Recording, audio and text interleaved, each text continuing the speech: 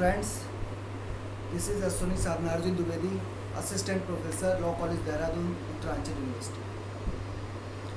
इससे पहले हम लोगों ने कॉन्ट्रैक्ट के फ्रेंड्स कई टॉपिक कंप्लीट किए हैं, जिसमें लगभग स्टार्टिंग से लेकर सेक्शन 9 तक अब पूरा कंप्लीट हो गया है।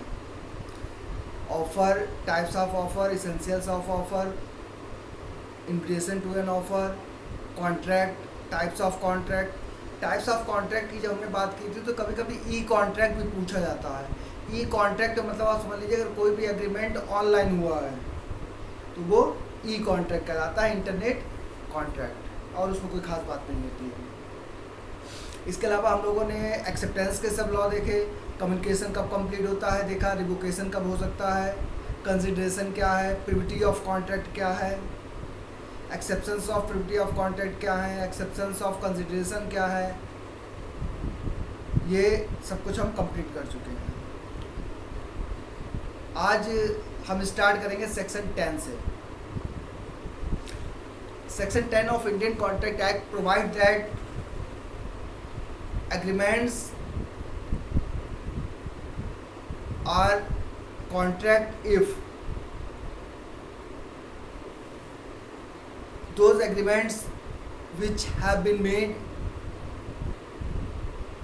by the competent parties with the free consent, lawful object and lawful consideration, and any agreement which is not expressly declared void by any other law।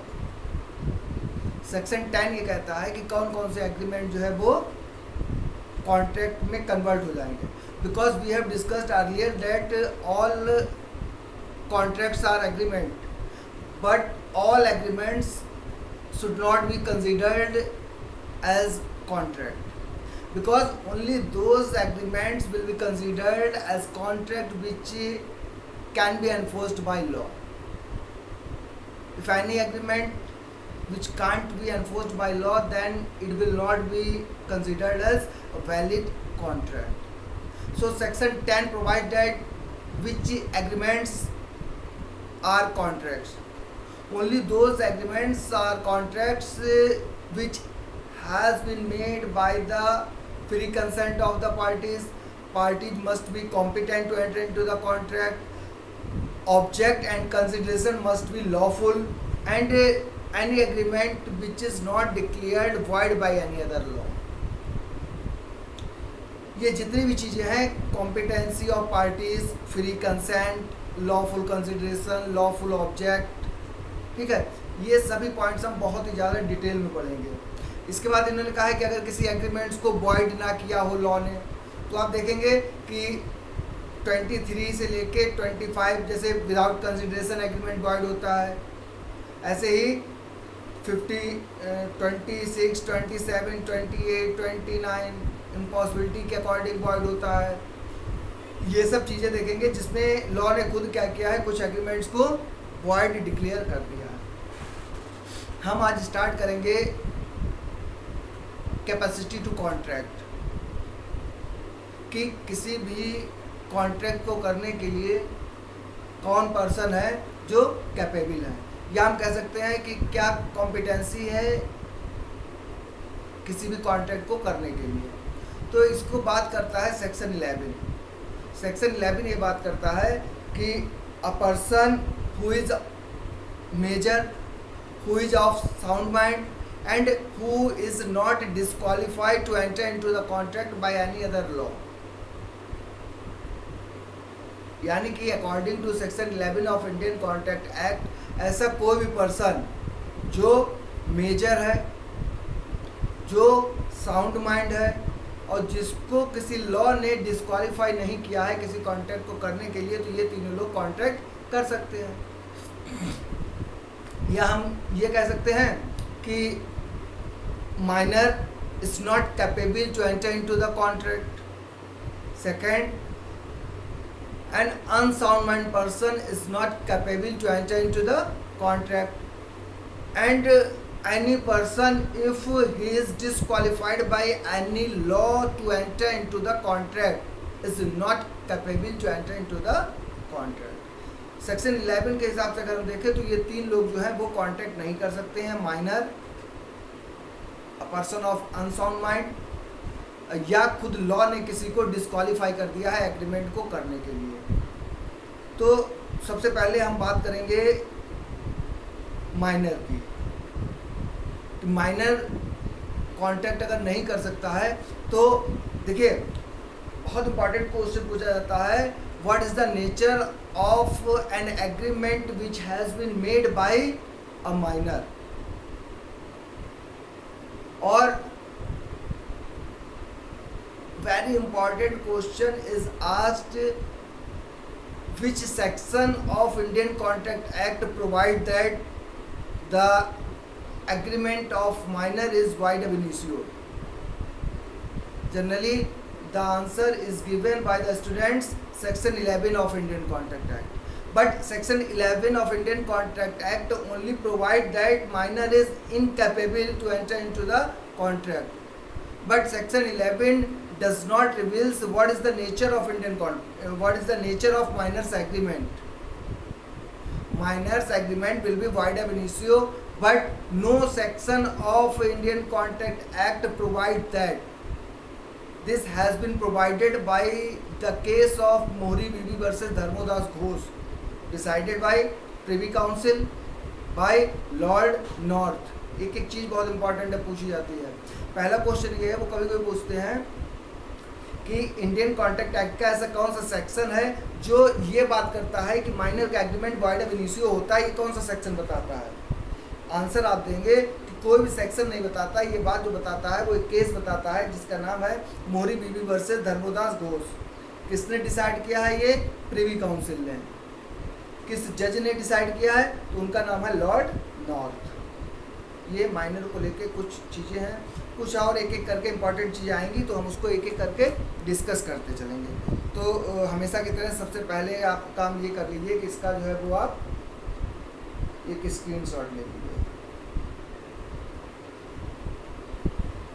बेटा देखिए, एक्चुअल में पढ़ाने का जो सबसे आसान तरीका है वो ये है कि एक पीपीटी बना ली जाए, ठीक है, पीपीटी पे सब लिखा हो और उसी को पढ़ दिया जाए और थोड़ा सा एक्सप्लेन कर दिया जाए। लेकिन उससे क्या है, उससे आप का कोई फ़ायदा नहीं हो सकता है।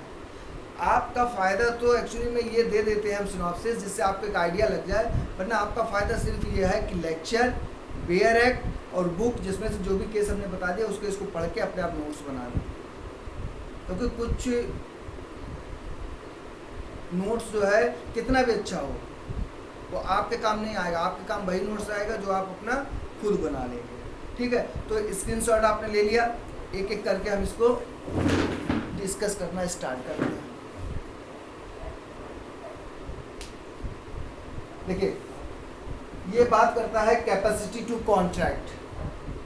Section 11 persons who are competent to contract is major person, sound mind person, not disqualified for contracted by law. यानी कि ये बताता है कि कौन कौन कॉन्ट्रैक्ट कर सकता है। मेजर कर सकता है, साउंड माइंड कर सकता है, और जिसको लॉ ने डिस्क्वालीफाई ना किया हो। इसका मतलब ये भी कह सकते हैं, अगर हमसे पूछा जाए कि who is not capable to enter into the contract according to section 11 of Indian contract act, the answer is minor, unsound mind person and a person who has been declared disqualified to enter into a contract. ये तीन लोग नहीं कर सकते हैं, minor, unsound mind और जिसे law ने मना किया हो। अब सबसे पहले हम बात करेंगे माइनर की। What is the nature of minor's contract, minor's agreement under Indian contract act. इस पर देखिए, nature of minor's agreement. The nature of minors agreement was decided in the very leading case Mohri Bibi versus Dharmodas Ghosh 1903 1903 का case है, privy council का case है। किसने decide किया था? लॉर्ड नॉर्थ ने।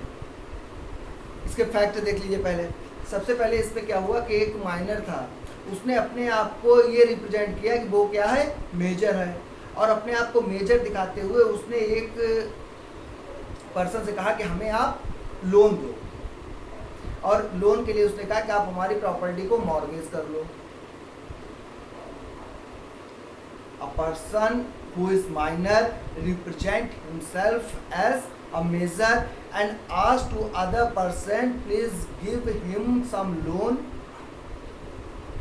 and that person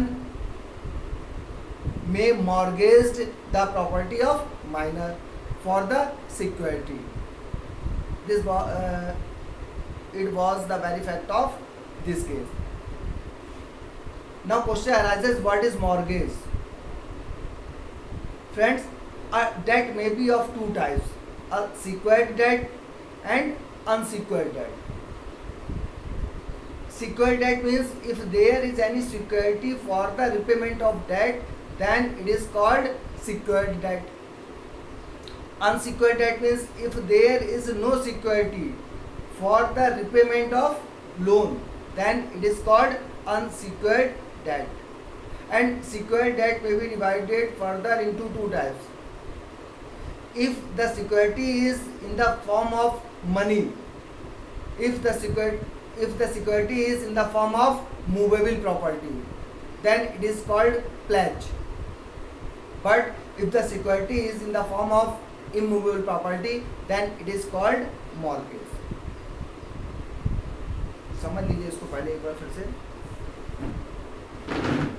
देखिए हम बात कर रहे हैं मॉर्गेज की कि मॉर्गेज क्या होता है, क्योंकि इस केस में क्या हुआ था, एक माइनर ने अपने आप को मेजर रिप्रेजेंट करते हुए उस पर्सन से कहा कि हमें लोन दे दो और सिक्योरिटी के लिए हमारी प्रॉपर्टी आप अपने पास मॉर्गेज रख लो।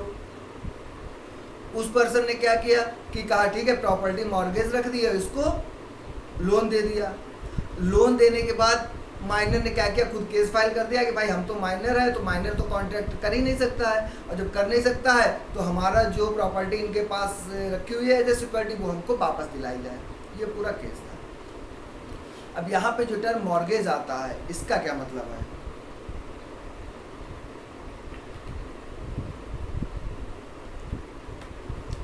ऐसे ना देखिए, आप लोग पानी यानी पी लीजिए, कुछ खाने पीने के लिए रख लिया कीजिए साथ में, उससे पढ़ाई में मज़ा ज़्यादा आता है। खाते पीते रहो बढ़िया और पढ़ते रहो, मौसम अच्छा है पढ़ने वाला इस समय तो।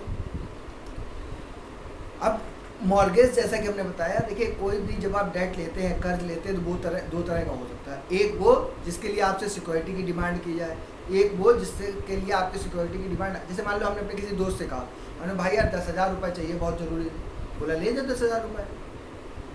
अब उसने हमसे कुछ सिक्योरिटी नहीं रखी, उसने कहा ठीक है 10,000 रुपये ले जाओ, दोस्तों मेरे दे दो। मान लीजिए फिर हम, ये क्या हो गया, अनसिक्योर्ड डेट हो गया, उसने कोई भी सिक्योरिटी हमसे नहीं ली। मान लीजिए हमने अपने फ्रेंड से कहा कि भाई यार 10,000 रुपये दे दो बहुत ज़रूरी चाहिए, वो कहता है यार देखो दोस्ती अपनी जगह है, लेकिन यार पैसे का मामला थोड़ा सा अलग होता है, पैसा जो है वो रिश्तों को ख़राब कर देता है, इसलिए यार ये बताओ कि कुछ सिक्योरिटी रख दो तुम, तो जिससे तुम भी फ्री रहो हम भी यार फ्री रहो। तो हमने ठीक है आप ऐसा करो, हमारी ये रिंग, वॉच और ये गोल्डन चेन जो है ये आप अपने पास रख लो, हमें 10,000 रुपये दे दो।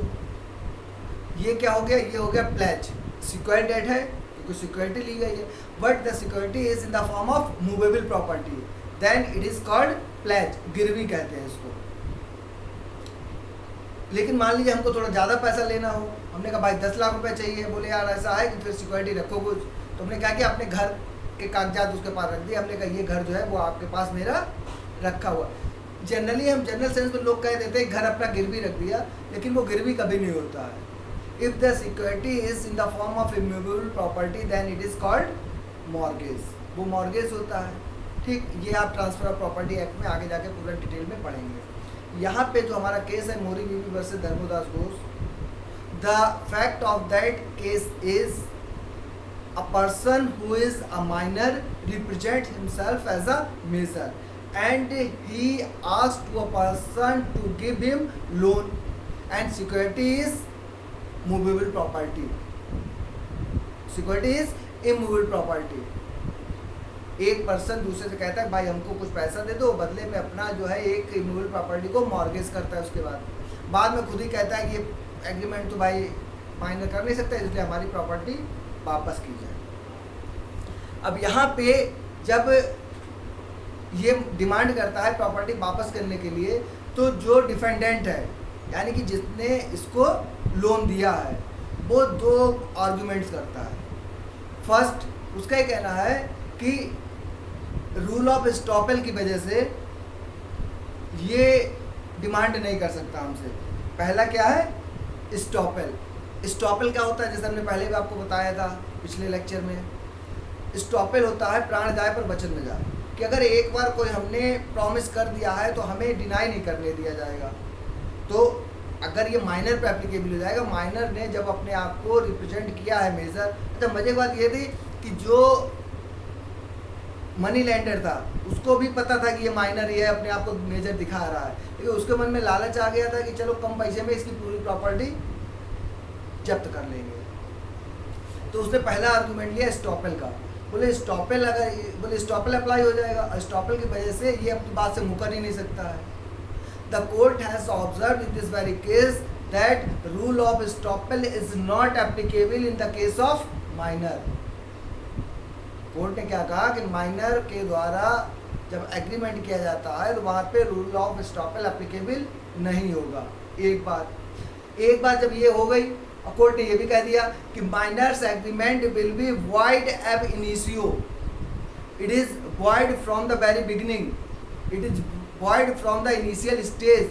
इसीलिए माइनर का एग्रीमेंट वॉइड होता है, कॉन्ट्रैक्ट नहीं, क्योंकि इसका एग्रीमेंट जो है वो वॉइड ही होता है, कभी कॉन्ट्रैक्ट में कन्वर्ट ही नहीं हो पाता। ये इनिशियल स्टेज से ही वॉइड होता है। ठीक,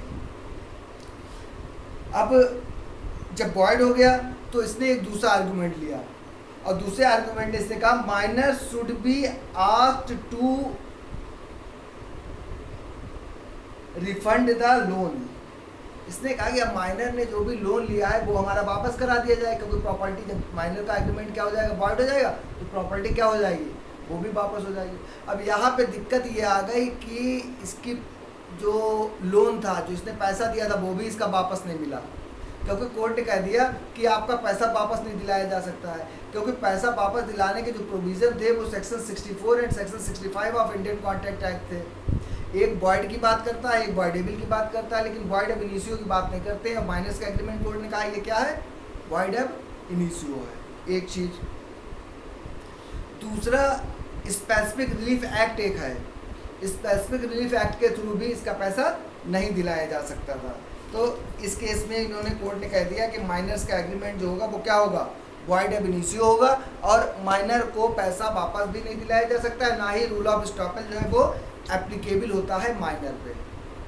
फिर से समझ लीजिए, मोरी बीबी वर्सेस धर्मदास घोष में एक जजमेंट जो कोर्ट ने दिया वो मेन था कि miners agreement will be void एब इनिशियो, एक चीज़। Rule of estoppel is not applicable in the case of minor, दो चीज़ें।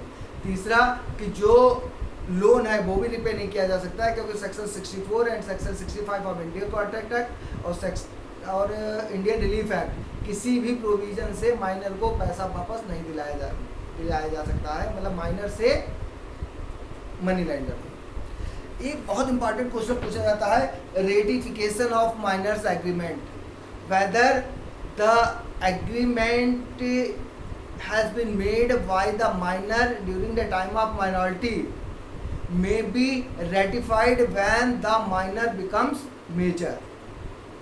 मज़ेदार बात देखिए कि अगर किसी माइनर ने during the time of minority कोई एग्रीमेंट किया है, तो क्या जब वो मेजर हो जाएगा तब वो अपने उस एग्रीमेंट का अनुसमर्थन कर सकता है, उसको रेटिफाई कर सकता है? The answer is no. क्यों? क्योंकि अनुसमर्थन उसी चीज़ का किया जा सकता है जो चीज़ हो, रेटिफाई केवल उन्हीं चीज़ों का किया जा सकता है जो हो, और माइनर्स एग्रीमेंट तो होता ही नहीं है, और जो चीज़ है नहीं उसका आप अनुसमर्थन कैसे कर देंगे? तो कभी आपसे कोई पूछे whether there may be possibility of ratification by the minor when he becomes major, answer क्या हो जाएगा? नो। लेकिन इसका एक एक्सेप्शन है, जैसे हमने लिखा है नॉट इन्फोर्सेबल, मतलब नहीं हो सकता है। लीडिंग केस है सूरज नारायण वर्सेस सुक्खू अहीर, इसका आपने स्क्रीनशॉट लिए नहीं होगा, जरूरी काम रह गया।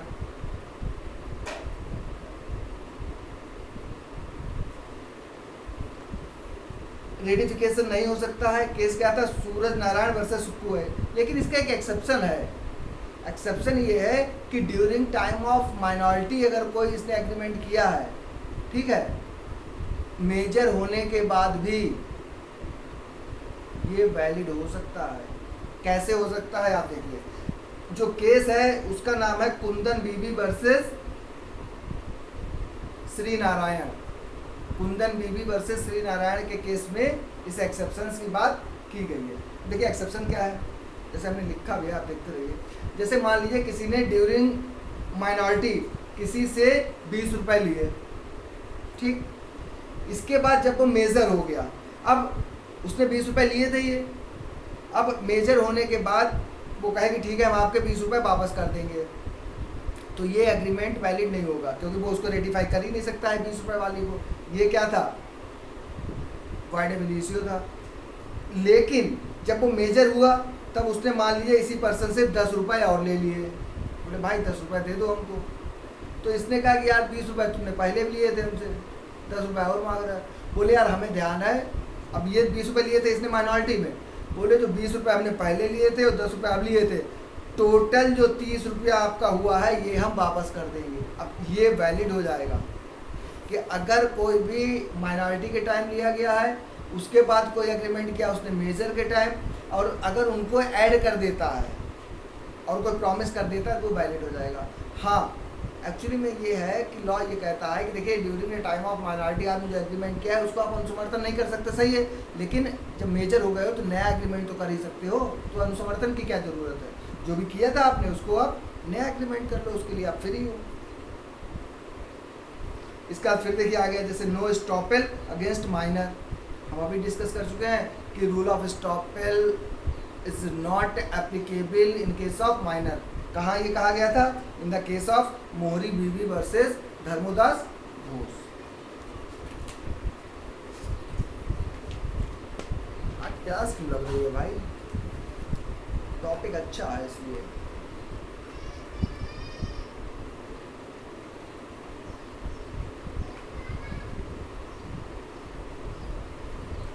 बहुत इंटरेस्टिंग टॉपिक है ये। लॉ का मजा तभी है जब इसको इंटरेस्ट लेके पढ़ो, डेली चीज़ों में यूज़ करो। जैसे आप में से अगर कभी किसी ने जूरिस्प्रूडेंस पढ़ा हो तो उसमें कहा गया है law is the command of sovereign, Austin के द्वारा। Law is the command of sovereign. Baahubali में वो क्या कहती है, मेरा वचन ही है मेरा शासन। एनालिटिकल स्कूल हो गया। तो लिंक करो, लिंक करो, मजा लो, तभी लॉ का मजा है, वरना बेकार ही है सब। इससे पहले एक स्क्रीनशॉट ले लो तुम लोग भाई।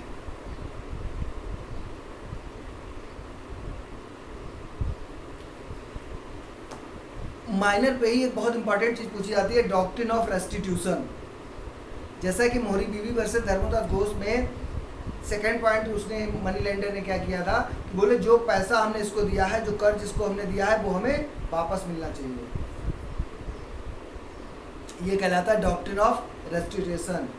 डॉक्ट्रिन ऑफ रेस्टिट्यूशन कि क्या जो माइनर ने एग्रीमेंट किया है या उसमें माइनर ने कोई बेनिफिट ले लिया है, क्या वो बेनिफिट उसको वापस कराने के लिए फोर्स किया जा सकता है।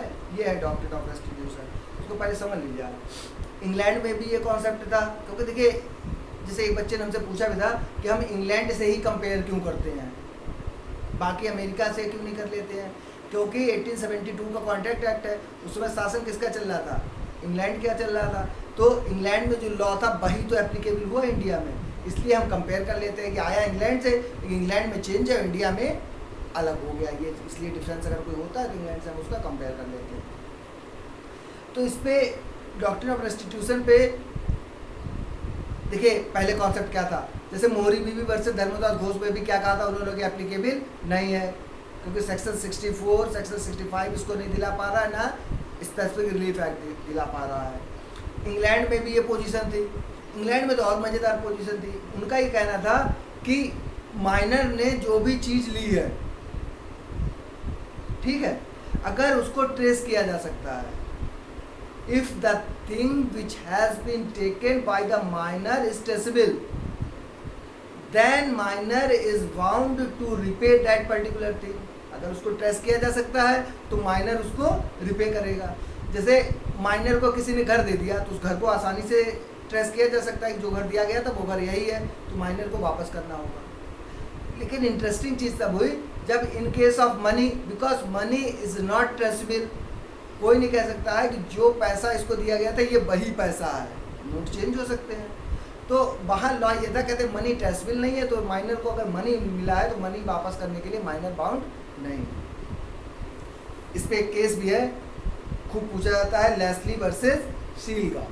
इसमें क्या हुआ था, the money lenders action against a fraudulent minor, Mohori Bibi में भी क्या था, माइनर फ्रॉड कर रहा था, तो कह रहा the money lenders action against a fraudulent minor who had misrepresented his age while taking the loan was disallowed. यहाँ भी इन्होंने डिसअलाउ कर दिया गया था।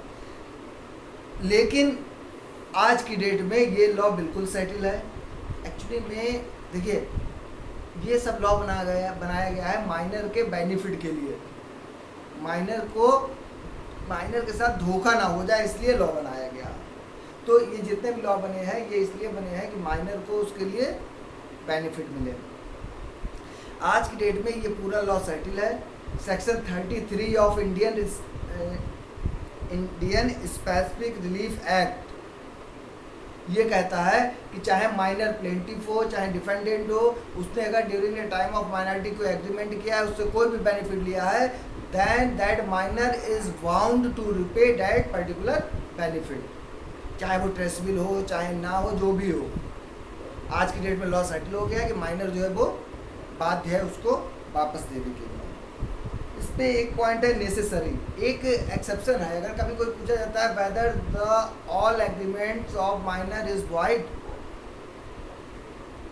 Because we have discussed in the case of Mohori Bibi versus Dharmodas Ghosh that minors agreement will be void एब इनिशियो, but as I have told you earlier that every general rule generally has exceptions। तो इसका भी कुछ एक्सेप्शंस है। इसका एक्सेप्शंस है quasi contract में दिया गया है सेक्शन 68 से लेके सेक्शन 72। क्वासी कॉन्ट्रैक्ट अलग पढ़ेंगे पूरा डिटेल में। उसका सेक्शन 68 ये कहता है कि अगर कोई इनकैपेबल पर्सन है, कोई डिसेबल पर्सन है, ठीक है, उसके बेनिफिट के लिए अगर कोई चीज़ उसको दी जाती है, उसकी नेसेसिटी की कोई चीज़ उसको दी जाती है, तो वो बाउंड है उस चीज़ को वापस करने के लिए। और डिसेबल का मतलब हो गया चाहे वो माइनर हो चाहे वो साउंड माइंड हो। सेक्शन 68 बात करता है नेसेसिटीज़ की। उसमें लॉ ये कहा गया है कि अगर कोई पर्सन चाहे वो माइनर हो चाहे वो अनसाउंड माइंड हो। अच्छा, एक चीज़ और ध्यान रखिएगा, कभी कभी हो सकता है साउंड माइंड की जगह अनसाउंड माइंड या गलत निकल जाए, तो उससे मतलब नहीं है, क्योंकि फाइनली आप कॉन्सेप्ट तो समझे नहीं टोटल क्या है। तो कहीं पे अगर एक वर्ड धोखे से गलत भी निकल जाए तो इसका मतलब ये नहीं कि वो गलत हो गया। आप अपने कॉन्सेप्ट पे ध्यान दीजिए, टोटल कॉन्सेप्ट, क्योंकि एक बार तो हम एक चीज़ कहते नहीं हैं, 2-3 बार कहते हैं तो आपको समझ में खुद ही आ जाएगी कौन सी वाली चीज़ सही है। जनरली गलती कमी होगी, लेकिन भाई इंसान है तो गलती होंगी, क्योंकि आपको पता है जो गलती करे वही इंसान है, जो गलती करे उसको मान ले दोबारा ना करे वो बहुत अच्छा इंसान है, जो गलती ना करे वो भगवान है, और जो गलती करे, गलती पे गलती करे, गलती पे गलती करे, वो आपको समझो क्या है, सब थोड़ी ना बताएंगे। तो सेक्शन 68 कहता है, इसको हम जब क्वासी कॉन्ट्रैक्ट पढ़ेंगे तो बहुत डिटेल पढ़ेंगे, लेकिन अब बता रहे हैं तो कुछ चीज़ें सुन लीजिए आप। इसमें जैसे मान लीजिए माइनर है, इसमें इन्होंने क्या कहा है, कुछ कंडीशन दी है। पहली चीज़ तो जो चीज़ दी गई है वो उस पर्सन के लिए नेसेसिटी हो, लग्जरी ना हो। अब कौन सी चीज़ नेसेसिटी है कौन सी लग्जरी है, ये केस टू केस वैरी करेगी। ना केवल अपने लिए बल्कि अपने जो लीगल आयर हैं या जो उस पर डिपेंडेंट हैं, ठीक है, उनके लिए भी कर सकता है। आप कहोगे माइनर पे कौन डिपेंडेंट हो सकता है, बिल्कुल हो सकता है। माइनर है, माइनर की बड़ी बहन है, प्रॉपर्टी सब माइनर के नाम है, ननियाल से मिल गई, नाना दे दी उसको, तो माइनर ये किसी के साथ एग्रीमेंट कर सकता है कि भाई हमारी बहन की शादी में जो भी खर्चा है वो दे दो आप, और जो भी खर्चा आप दोगे वो हम आपको वापस कर देंगे। तो माइनर के द्वारा किया गया ये एग्रीमेंट क्या है, वैलिड है अगर वो सेक्शन 68 में आ जाता है। क्या क्या कंडीशन पूरी होनी चाहिए, जो चीज़ उसको दी गई है वो नेसेसिटी होनी चाहिए। अब नेसेसिटी है या लग्जरी है ये कोर्ट डिसाइड कर देगा केस में, ना केवल माइनर या अनसाउंड माइंड पर्सन के लिए बल्कि उसके डिपेंडेंट के लिए भी हो सकता है ये। तो सबसे इंटरेस्टिंग चीज़ है जो माइनर की लायबिलिटी होती है वो पर्सनल नहीं होती है, लायबिलिटी होती है केवल उस प्रॉपर्टी तक जो उसके पास है, जो एज ए सिक्योरिटी रखी गई। ये थोड़ा टेक्निकल बहुत अच्छा पॉइंट है, इसमें आगे कई लॉज से आप देखेंगे। इसमें क्या होता है कि जैसे हम आपको ऐसे अगर समझाएं,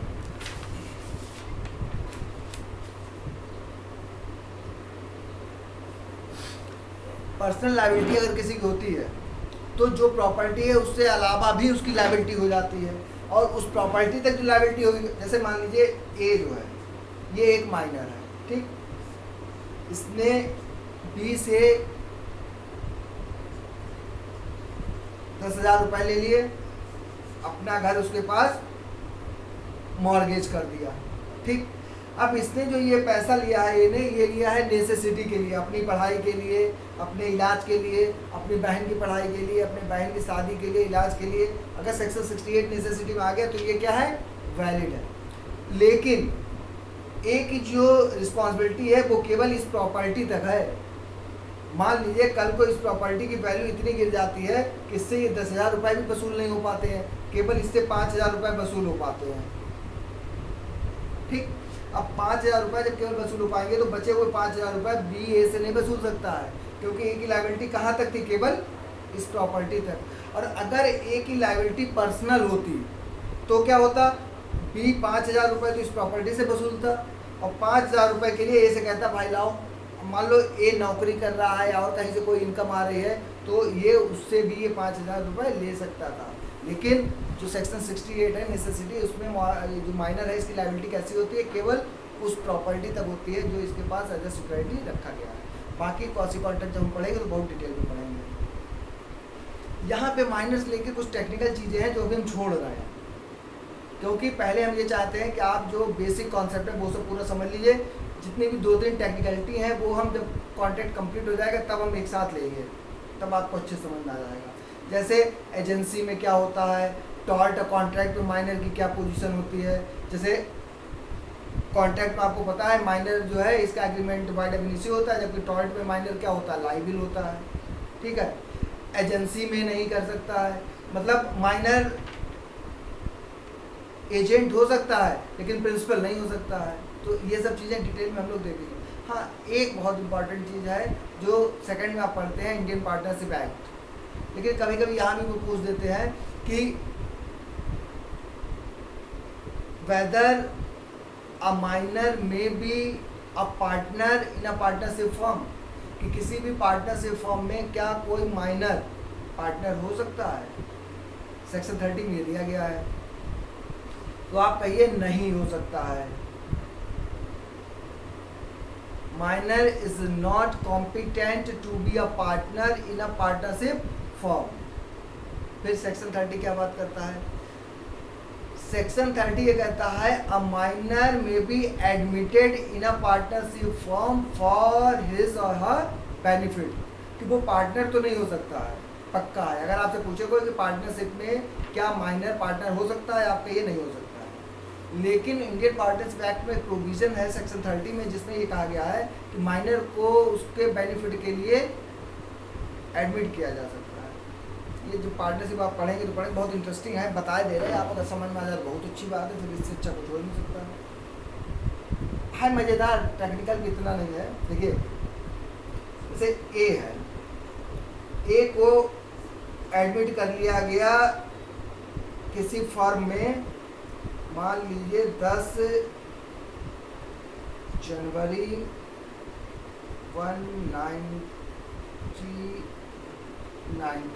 1990 में इसको एज अ माइनर